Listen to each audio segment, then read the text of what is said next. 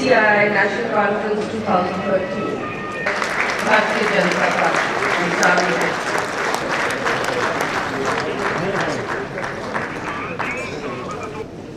Honorable Mr. Arun Jaitley, Leader of the Opposition in the Rajya Sabha and Member of Parliament, Bharatiya Janata Party, you to the valedictory session of the CII National Conference and Annual Meeting. I am honoured to forward a very special welcome to our Chief Guest, Mr. Arun Jaitley, for being with us today. Sir, thank you very much for accepting our invitation to address industry despite your busy schedule. We are indeed privileged that you have made industry a priority and have addressed CII at several of our previous AGMs. In fact, this is the third year in succession that we have been privileged to share your thoughts at our AGM. We greatly appreciate your support and encouragement.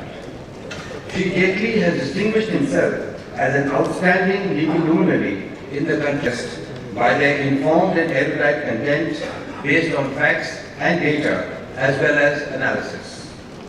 During his interventions in the Rajya Sabha, he has covered all areas of India's polity, including the economy, foreign policy, governance, and the social sector. His clarity of vision and liberal views have resonated in the country, enriching the debate on national challenges. I must say that CII, during our various interactions with him, have always found him to be sympathetic and open to our views.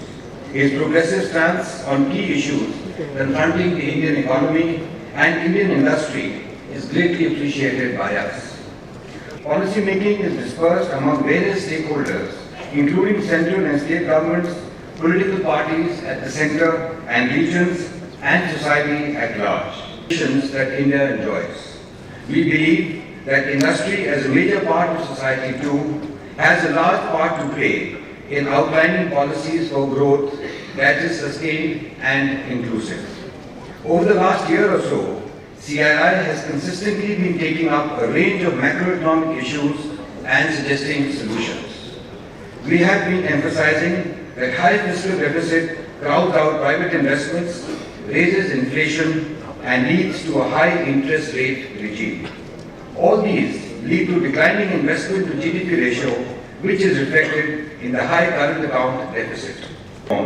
As well as speedy project implementation to kickstart the new investment cycle. On taxation, we believe that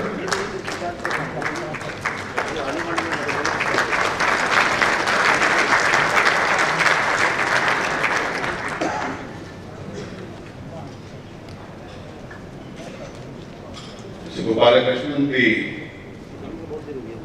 President-elect of the CII, Mr. Shri, and distinguished ladies and gentlemen of the CII. Let me express my gratitude to the CII once again for having invited me at what normally is your closing session. Being in the opposition, we are normally invited only in the closing session.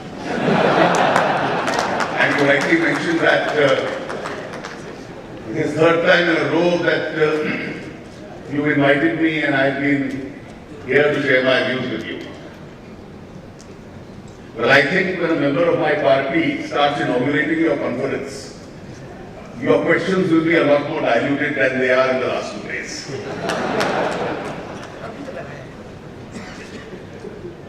Last year, when this conference was being held probably at a different venue close by, there was a mood of worry.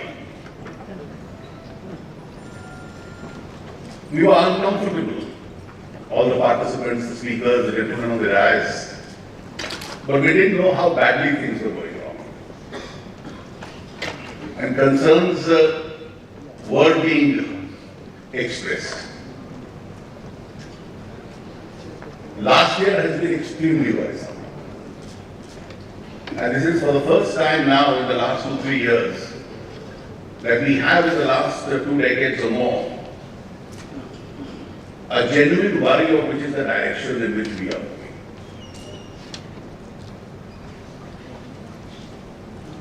I was in Kolkata yesterday and I did get an opportunity to see a large part of what the Honorable Prime Minister had to say yesterday morning. And I must confess that being in opposition, we've had chances of disagreeing with him. I never really doubted his wisdom. It was relieving to note that he knew what the problem was. He tried to address some of the possible solutions. And where his ability is somewhat a suspect, is his ability to implement what he has been saying all these years and what he did emphasize yesterday.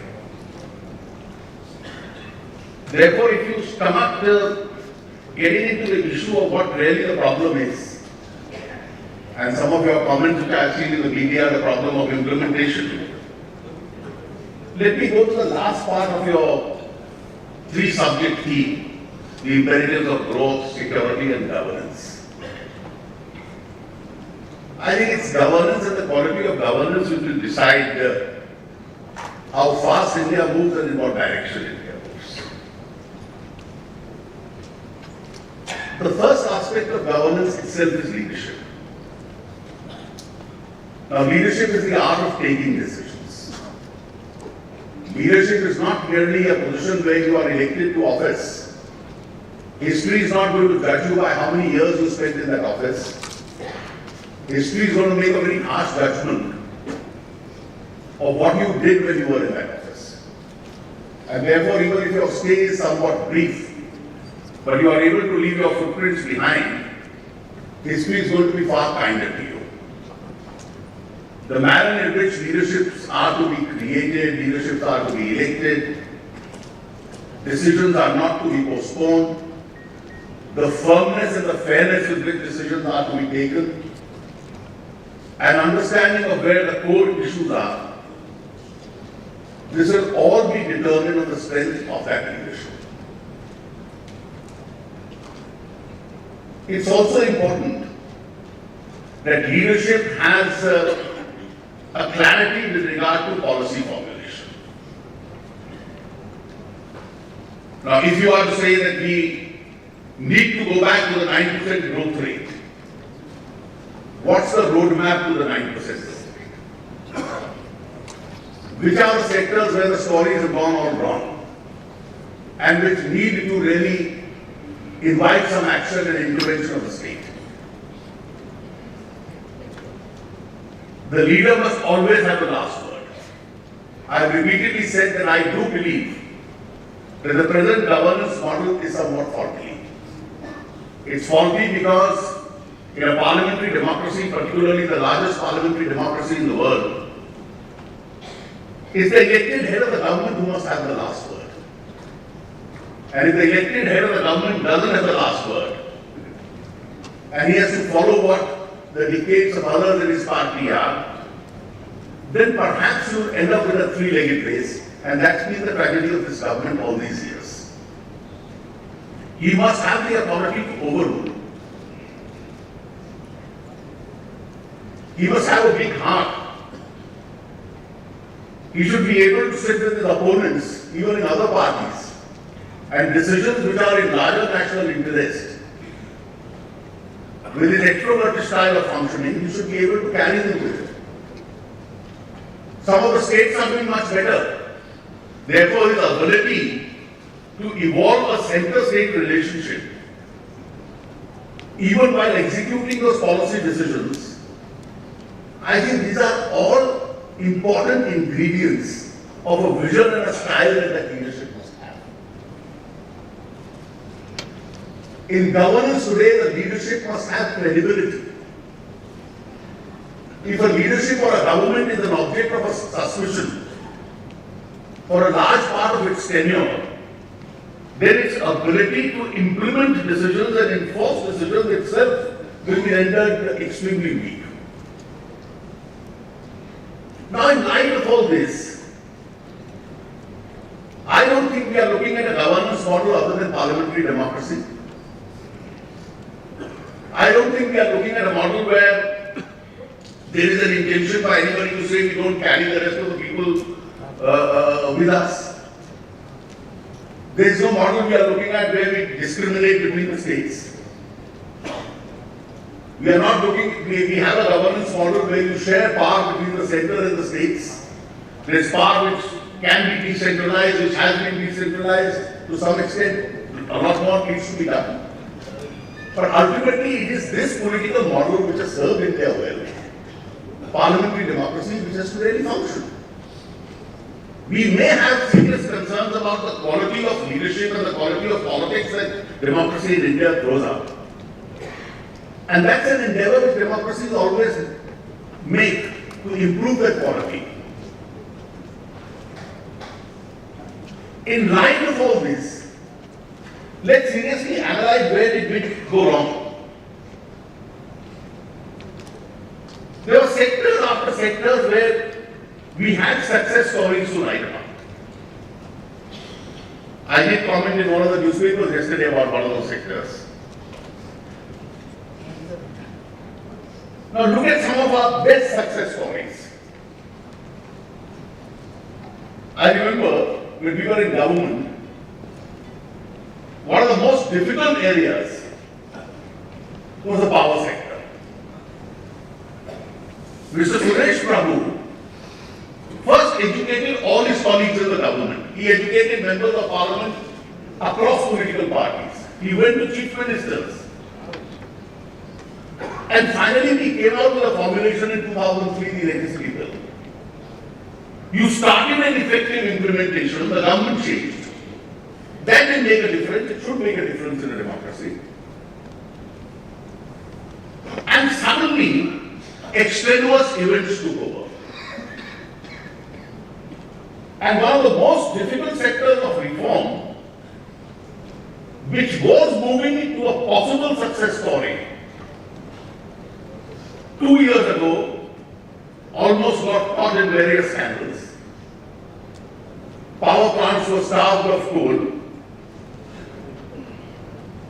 And today you have a sector which threatens to turn sick. Some people suspect that it will probably be India's first case of a subprime. That's where leadership had to determine. The Prime Minister had to step in when all this was happening. You had industry writing letters, you had members of parliament complaining. And you had a complete leadership failure when you allowed the sector to go astray. The biggest success story, I wrote about it yesterday, was the telecom sector. From 0.8% teledensity, you traveled to perhaps becoming the cheapest and the fastest telecom economy in the world. Even the selection of personnel. The first gentleman you select had a conflict of interest. The second one you select got involved in his own traps.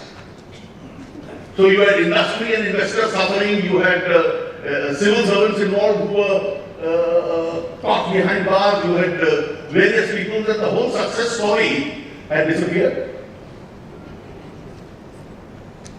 And then I expected the third gentleman, my very dear friend, to at least break away with the past. Now, since he was cleverer than his two predecessors, he decided to teach us in the NDA lesson and said, let me detect an NDA scam. He went about detecting an NDA scam, he found nothing, and probably ended up killing half the industry in the process. As a result, you have perhaps one of the biggest success stories become one of the biggest concerns as far as Indian industry is concerned. It's here I ask myself a question. What was the leadership doing when all this was happening? This happened to power, this happened to telecom. I can almost see this happening to the highways and the rural roads, an important ingredient of infrastructure. You take a drive, I recently drove to Himachal and I found some of the best possible highways, the line deserted, half complete. The developers have abandoned, there are conflict resolution mechanisms don't exist. The allocations for rural roads have gone down.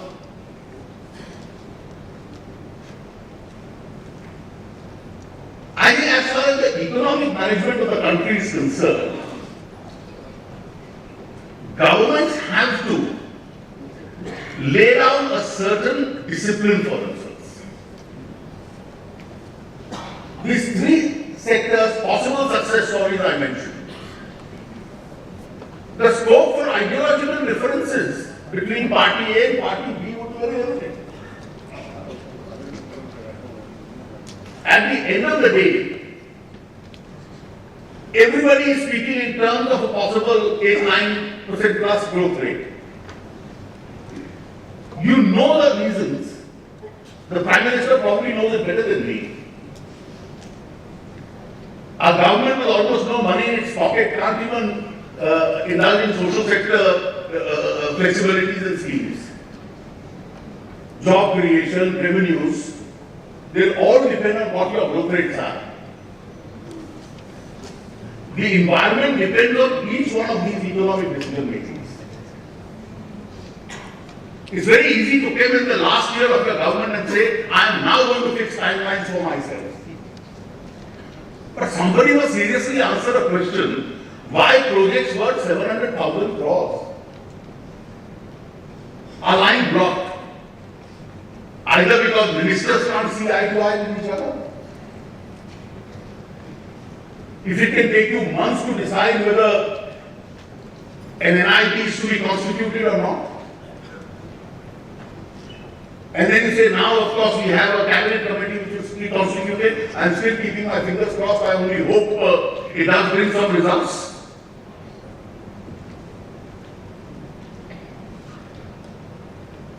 Some of the taxation moves, I don't go into each one of them, are driving international investors away.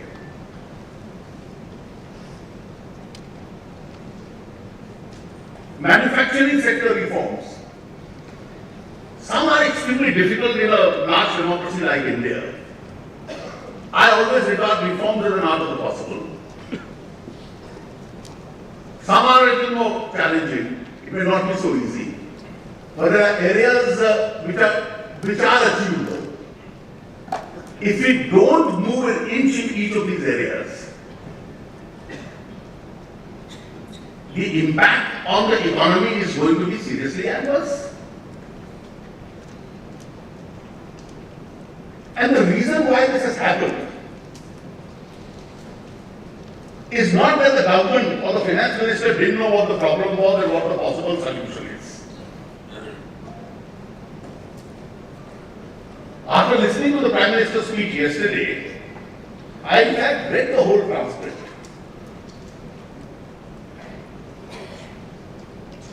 He knew the problem, he knew possibly the answers. I think the priorities have changed. And the priorities were you don't implement all this. It's not the quality of governance which is going to win you elections. Somewhere in this tenure, UPA 1 and UPA 2, you go in by a different kind of an agenda. And therefore you expand expenditure in different areas. Even when you could see the challenge in front of you, you expanded expenditure. So when you waived off the bank loans, when you started various other schemes, you expanded expenditure even though you had limited resources. And then you turned around and said, well, this time I am curtailing all of them, so I am bringing fiscal prudence. So when you indulge in fiscal indiscipline, you wanted credit for that. Because I brought you some votes. And this time you wanted the CII to pat you on the back because you brought back some fiscal discipline.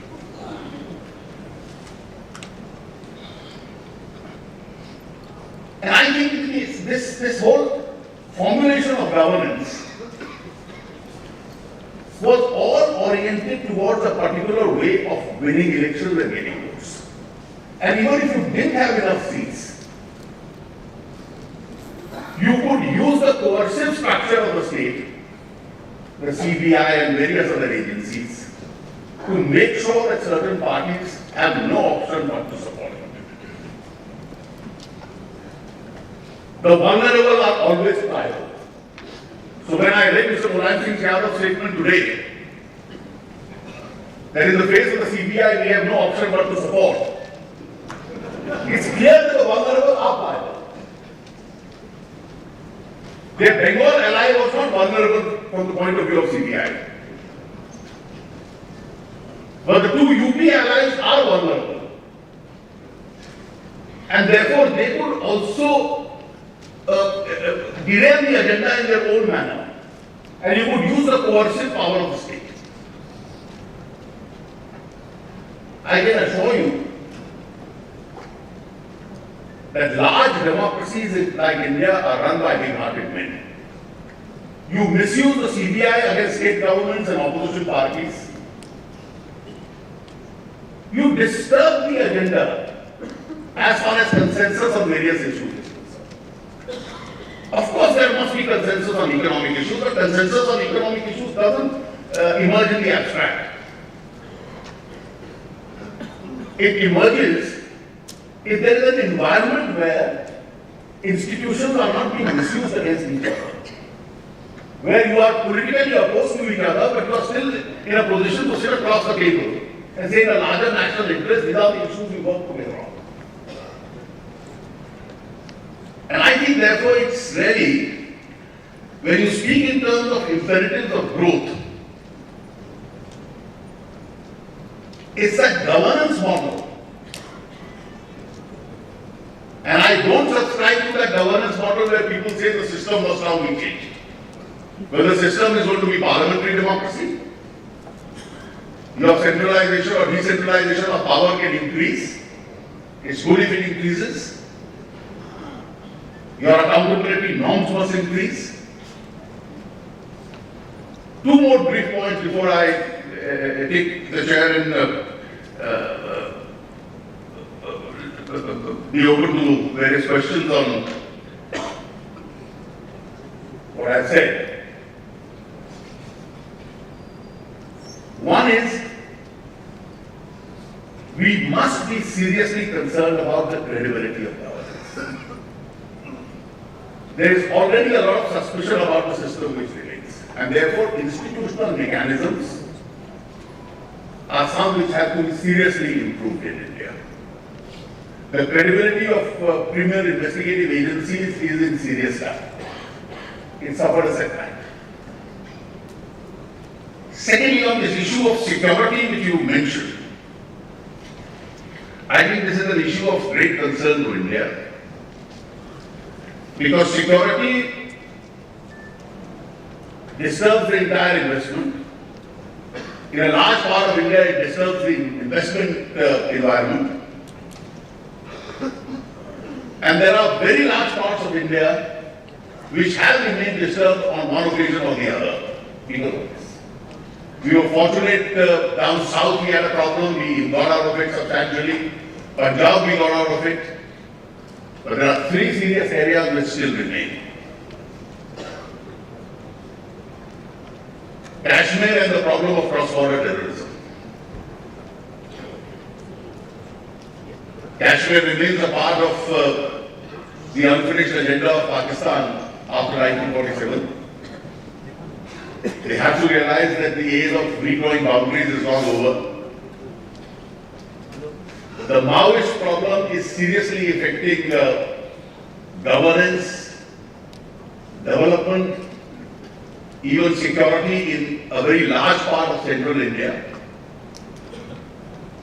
I think this endless debate of development versus security must end. Both measures have to exist.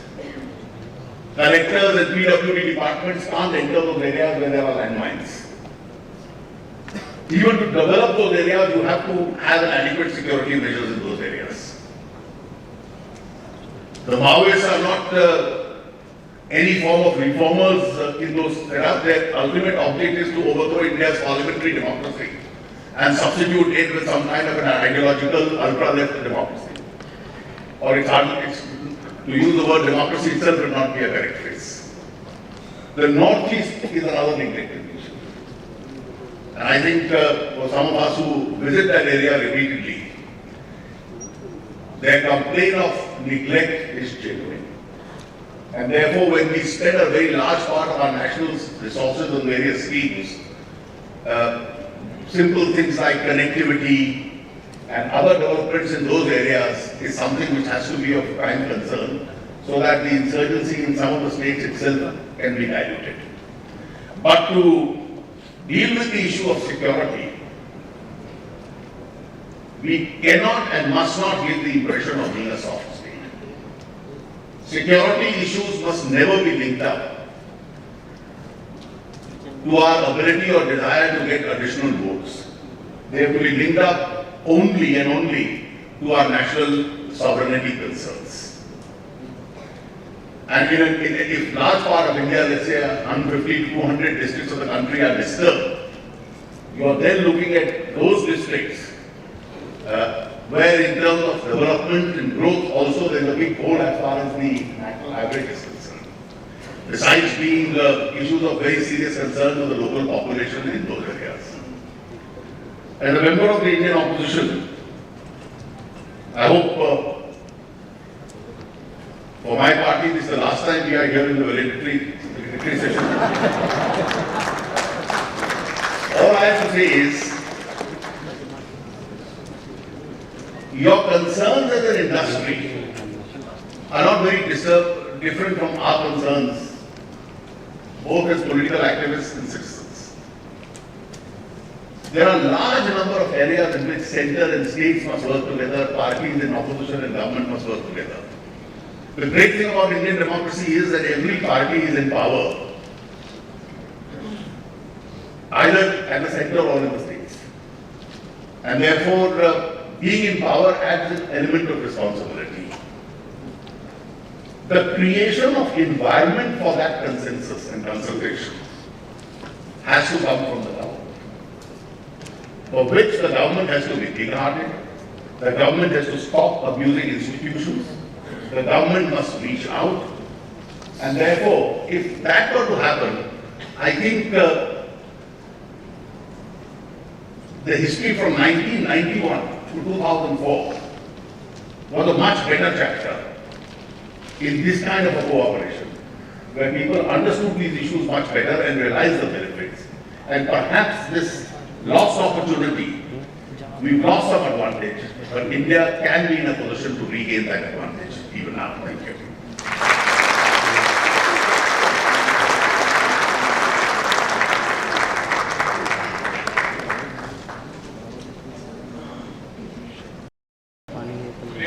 Thank you, Mr. Jaitley, for the most illuminating words. And you started by talking about a sector which is my livelihood, which is power. Just a quick one. If your party were to come to power, I'm not going to ask you a question to say how will you solve, etc. It's a very specific one. We have become very heavily energy dependent on imports, whether it is gas, oil, or coal now. How would you use the power of state in foreign policy to assist operating companies in India to ensure they're not held at ransom by the countries which actually export the fuels? Well, I don't want to go into the specifics with regard to individual companies from outside operating India in this sector. Because I think at this stage you really have to look at the broad picture of the sector. You need the energy resource. And that resource is partly available in India. Obviously you can't exhaust all the resource now. We've had distribution problems with that resource itself. And therefore companies have become heavily dependent on exports, as you rightly mentioned. But the challenge today is that those who make the investment in this sector, they must move ahead. Otherwise, those investments itself are threatened. Therefore, how to deal with other investors from outside, I think, is a challenge which arises only subsequently. The current problem seems to be far bigger than that.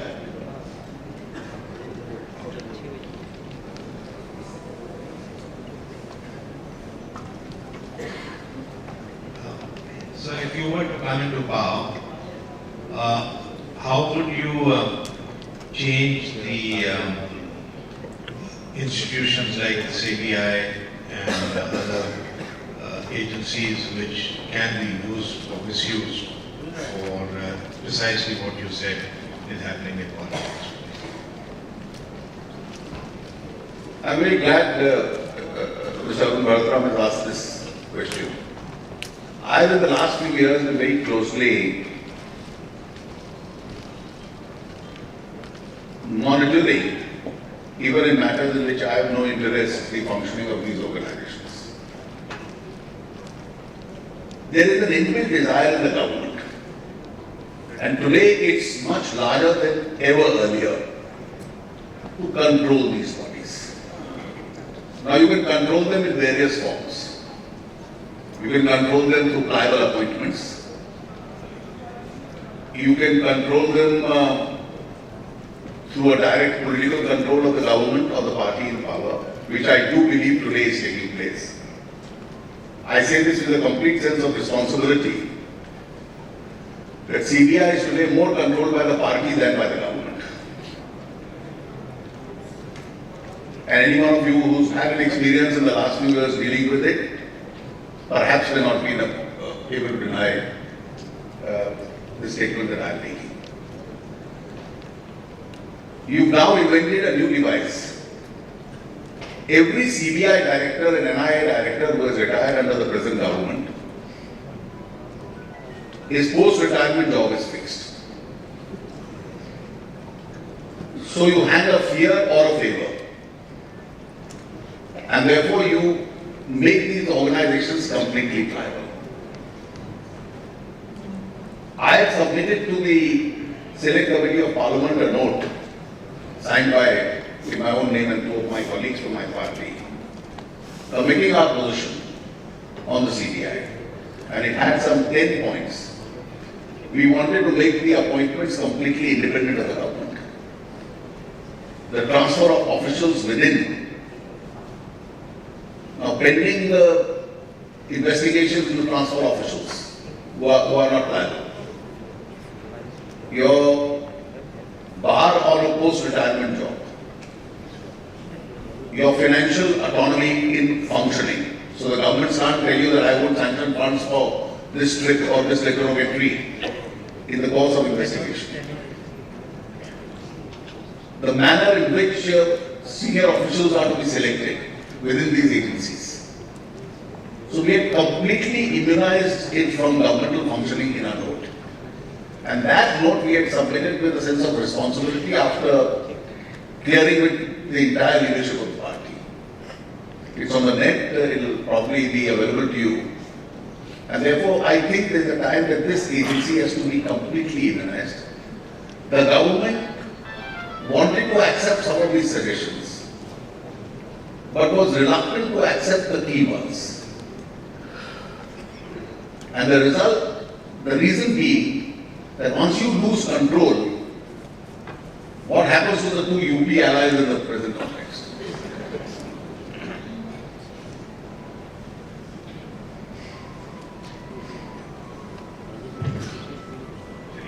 As you refer to the accountability of the Prime Minister, do you think it's immoral to be Prime Minister from the lower house, upper house, or as your friend Divyas Singh also said, this system has made of dual responsibility of President of the party and the leader of the... Your voice is not clear. I'm saying you refer to the accountability of the Prime Minister.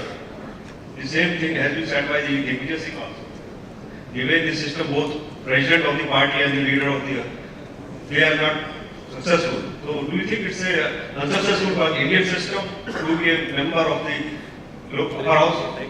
I don't think, you see, constitutionally he can be a member of either, though conventionally Prime Ministers have normally been from the lower house itself. But I think the functional problem is a little different. The Prime Minister has to be the natural and the normal leader of the party. The Prime Minister has to have the last word in governance.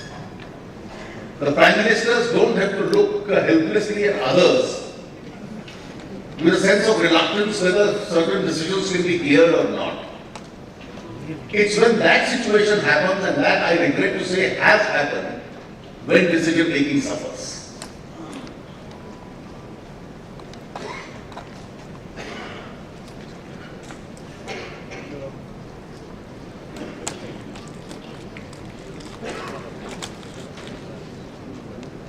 Arun, my name is Abdul Marwa. I'm here Associate, a very young CII member. And before asking my question, I want to tell you that I am a great fan of your oratory. My children at my home knows that if you are speaking, they won't change the channel. The question is, last 2 days we have been seeing that good economics may not be a good politics. The last week came, somebody said, maybe the bad economy need not to be a good politics. You are a seasoned politician and a parliamentarian. I have one question, leaving aside all parties, all things aside. In your mind, in current situation, what could be one step or one thing which can be good economics and good politics also? Well, let me tell you,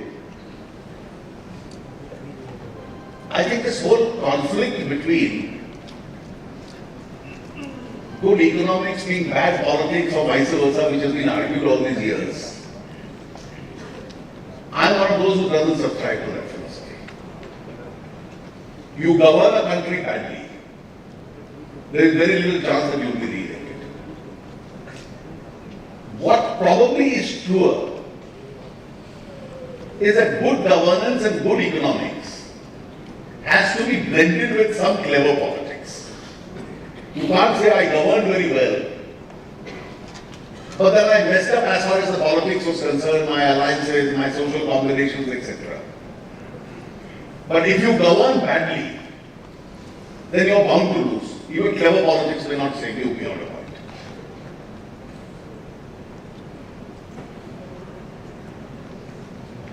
Sir, given that this is the industry forum, the thing that we are most interested in is, what would be the first 3 economic decisions that the BJP would take were it voted into power? Well, I'm glad you started thinking in terms of those lines.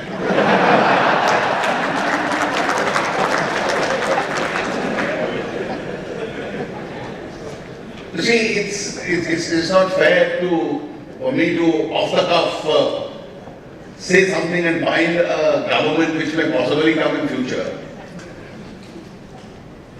But I can assure you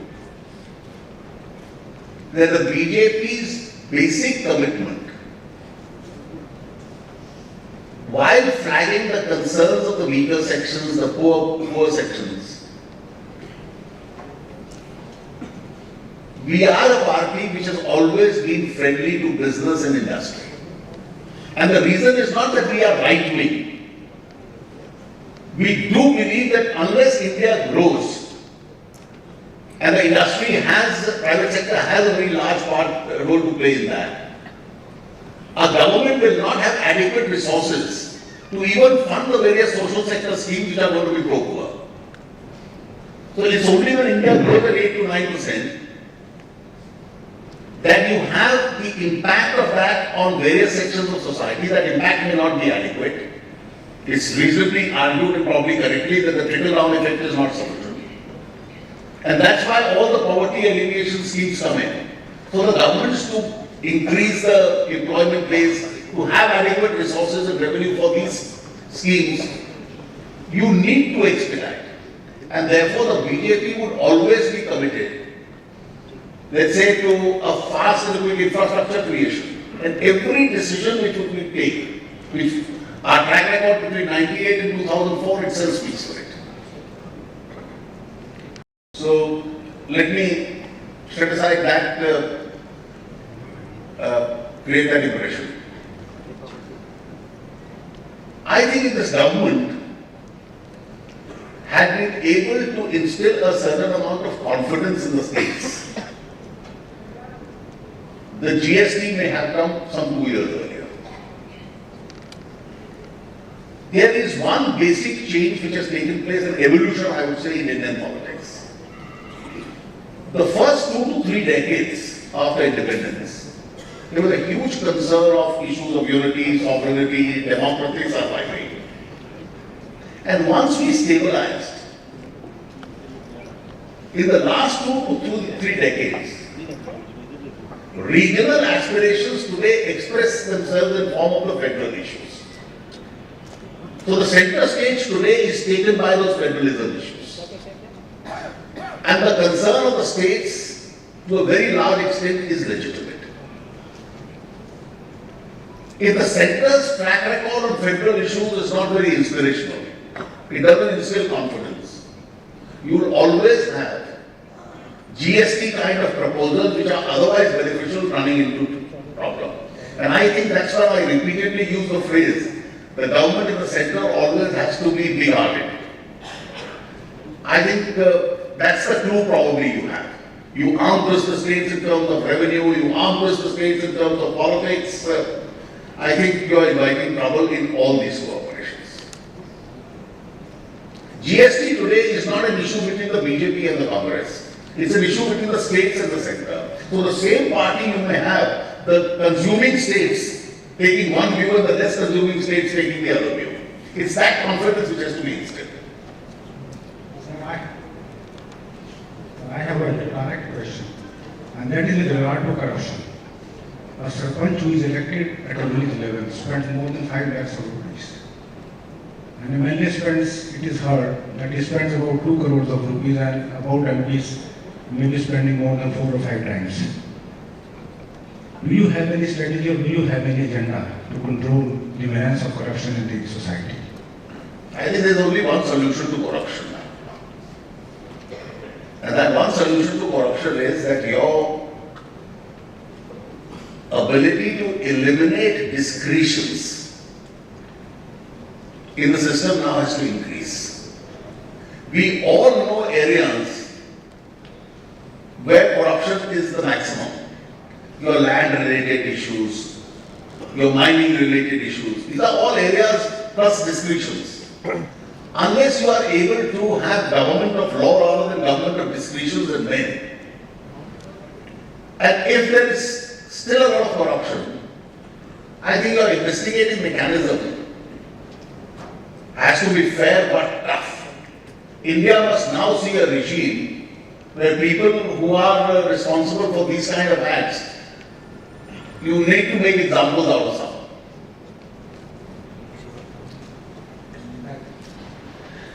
Mr. Jaitley, with regional parties actually playing a much larger role now, in the governance and politics of this country, larger parties like yours, what kind of a role do they need to play in this kind of an environment which is there? Do you think that role has changed over the past decade, and how do you suggest that it could be made more productive going ahead? Well, you're right when you say the role has changed. And role has changed for the simple reason that 1989 was the last election where you saw a single party get a majority on its own. 1984 in fact. And after 1984, no single party really has got a majority on its own. As a result of which you have the reality of coalition politics. State parties, regional parties have a decisive say. And I think as politics in India is evolving, it's important that the anchor of that coalition, and there can be possibly only 2 anchors, the 2 national parties, either of them can be an anchor of an alternative coalition. You can't have an anchor with 20 seats in parliament. The anchor must have 150 to 200 seats in parliament. It's important that these parties do accommodate the regional players. At the same time, the regional players, when they start holding important departments in the center, then have to look beyond that and have to become partners in central governance. I think that's a change which has come in the last 25 years, and we have to recognize that change.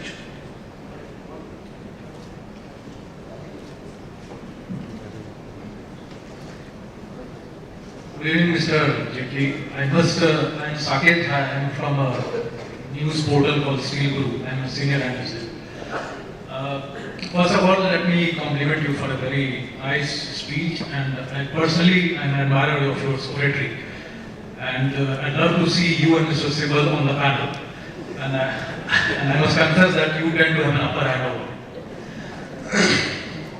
Coming to the point, sir, the last session, Mr. Arun Jaitley from the BJP, and right now you also from the same party.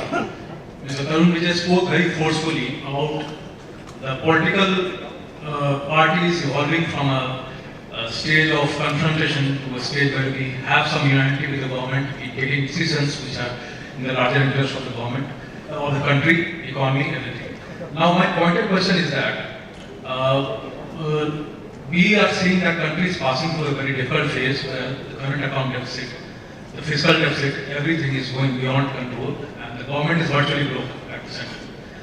Now FDI in retail was one of the things which in the heart of heart everybody, and I'm sure you also personally when sitting at home, discussing with your family members, must be appreciating that this will go a long way in relieving this situation.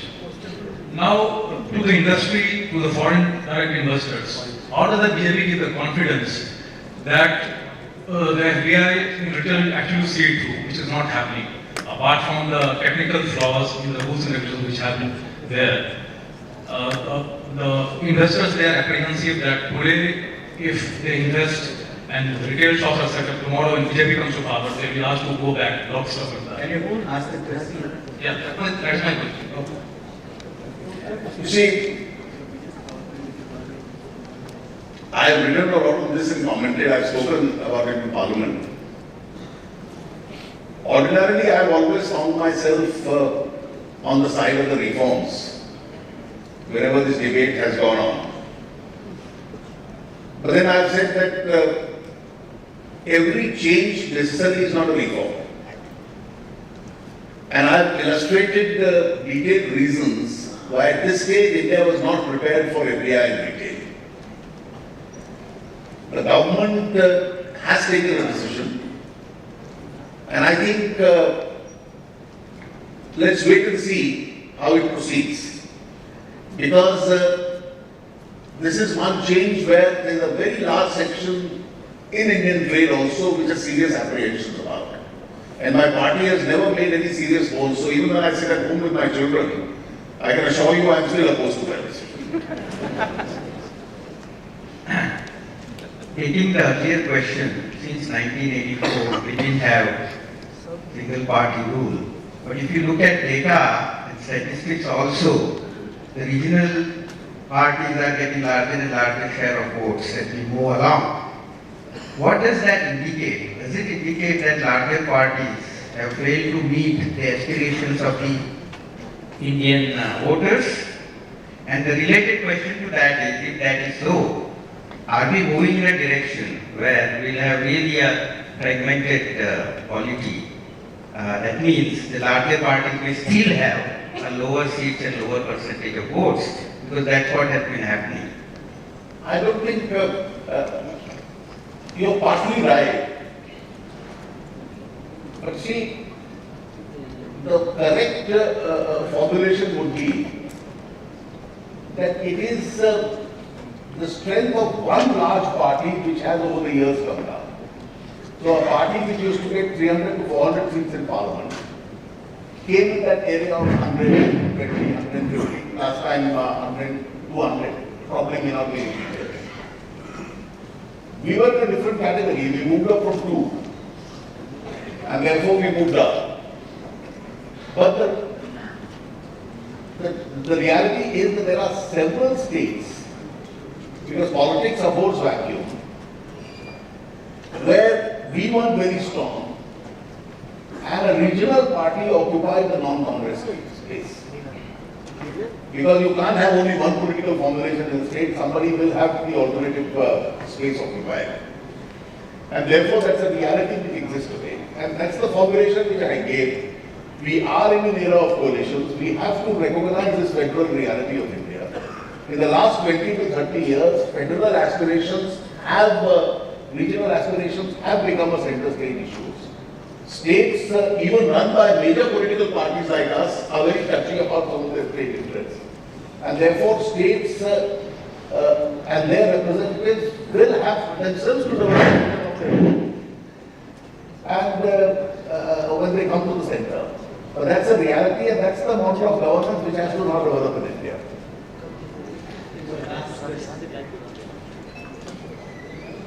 Good evening, Mr. Jaitley. It's really nice hearing your views. And since we are talking about the politics of coalition, and I think we have to live with it. And as the ruling party, along with the other allies, have the common minimum program, why can't the opposition also join in that common minimum program, so that what we have noticed in the past, that there have been constant disruptions in the parliament proceedings, and which have definitely affected the interest of the nation and also the credibility of the politicians. That's number one. Number two, just a small, because for the functioning of democracy, we need to have a strong and a responsible opposition. But what we have seen that, because there is a lot of division, especially within the opposition, then how can we expect that the ruling party, especially in the light of so many disruptions and criticism, can allow to be functioned properly? You see, your questions were of various kinds. You have two different questions. You see, you have pre-election allies and post-election allies. So the pre-election allies, you always have a national agenda. Both the formulations have a national agenda. Some people join you after the elections. They wait for the results and then decide which way to go. But that's what's been happening in India. As far as disruptions are concerned,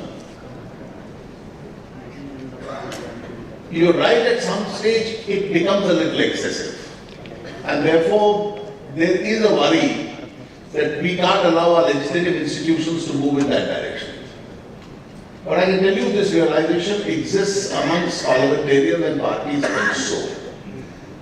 The advantages of a debate are far more than an advantages of a discussion. And therefore, the last few sessions, I think I can see a very interesting change, at least between the major parties, which is taking place. Arun Jaitley, Ajay, friends. Arun Jaitley said the leader must have the last and the final word. And so now the reason why CII always gives you, at least for the last 3 years, the last and final word.